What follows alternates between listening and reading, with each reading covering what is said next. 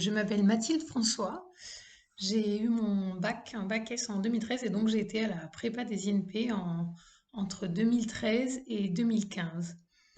Donc j'ai eu un bac S pour vous résumer mon parcours dans lequel j'étais ravie que ce soit assez généraliste. Je suis rentrée à la prépa des INP euh, parce que j'étais pas du tout faite pour les concours et que j'étais pas du tout capable de jouer 2 ans de travail sur 2 jours d'examen. Je suis beaucoup trop sensible au stress. Les 2 années de prépa des INP, je dirais que c'était quand même assez dense, même si j'ai été très reconnaissante qu'on ait autant de cours qui nous permettent de rééquilibrer la densité de maths physique. J'ai fait la spécialité biologie, parce que j'ai toujours adoré la bio, et qu'en plus, je savais que je voulais aller à l'ENSAT, qui est l'école d'ingénieurs agronomes de Toulouse, parce que j'avais vu une présentation de l'ENSAT dans laquelle on nous promettait une approche dite systémique, c'est-à-dire qui croisait les différents points de vue. Donc, c'est ce que j'ai fait, je suis allée à l'ENSAT. Et effectivement, on a croisé les points de vue, on a appris que pour une approche agronomique ou une approche territoriale, il y avait le point de vue de la plante, le point de vue du sol, le point de vue de l'agriculteur, et que même l'histoire de famille de l'agriculteur comptait dans l'équation. Tout ça, ça m'a ravie, d'autant plus que ça a été le début des prises de conscience de l'urgence écologique et des questions politiques qui vont avec, et de l'intrication de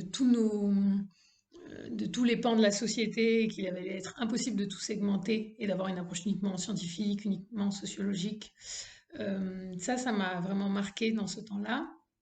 Après, j'ai eu la chance de faire une année d'interruption d'études. J'ai fait de la bande dessinée, uniquement de la bande dessinée, parce que je suis en parallèle j'ai une pratique artistique assidue. J'ai beaucoup dessiné en rapport avec les questions des études, les questions politiques qui allaient pour moi complètement avec le fait de s'interroger sur la société en école d'ingé. Et quand j'en suis revenue, j'ai fait une spécialité qui s'appelle ingénieur des développements durables, I3D, qui est aussi possible de faire quand on reprend des études, que c'est un master spécialisé éco-ingénierie porté par l'INP, donc l'Institut national polytechnique. Ce master, je trouvais très pertinent le fait de nous apporter une approche complètement transdisciplinaire avec des profils de tous horizons. Comment est-ce qu'on articule les manières de voir les choses pour pouvoir faire des transitions écologiques, mais pas que. Et aujourd'hui, je travaille à Partie Prenante. Alors, Partie Prenante, c'est une agence. Je travaille avec 2 collègues qui sont politistes. Nous, on accompagne les collectivités territoriales, donc les mairies, les agglomérations, les métropoles. On les accompagne dans leur coopération, c'est-à-dire en interne entre les différents services. Il y a des services transition, des services économie, des services culture, et parfois ils ne discutent pas ensemble alors que les projets nécessitent qu'ils discutent ensemble et qu'ils articulent leur logique. Et on les aide aussi dans la coopération au sein du territoire, c'est-à-dire l'agglomération, elle ne peut pas imposer aux entreprises de faire la transition écologique, donc on les accompagne à tisser des coopérations, des liens, des partenariats qui ne relèvent pas de l'obligation, qui relèvent du spontané.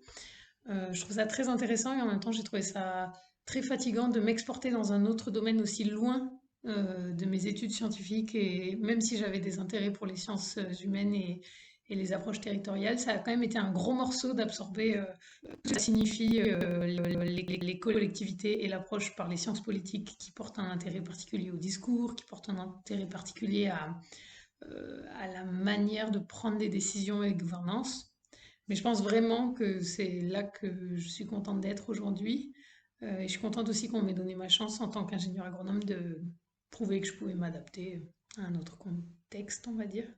Donc voilà, n'hésitez pas à avoir large surtout et faites-vous confiance dans la composition de votre parcours morceau par morceau. Au final, tout fait sens, même si vous avez l'impression de faire un patchwork, à la fin, ça fait une big picture qui vous ressemble.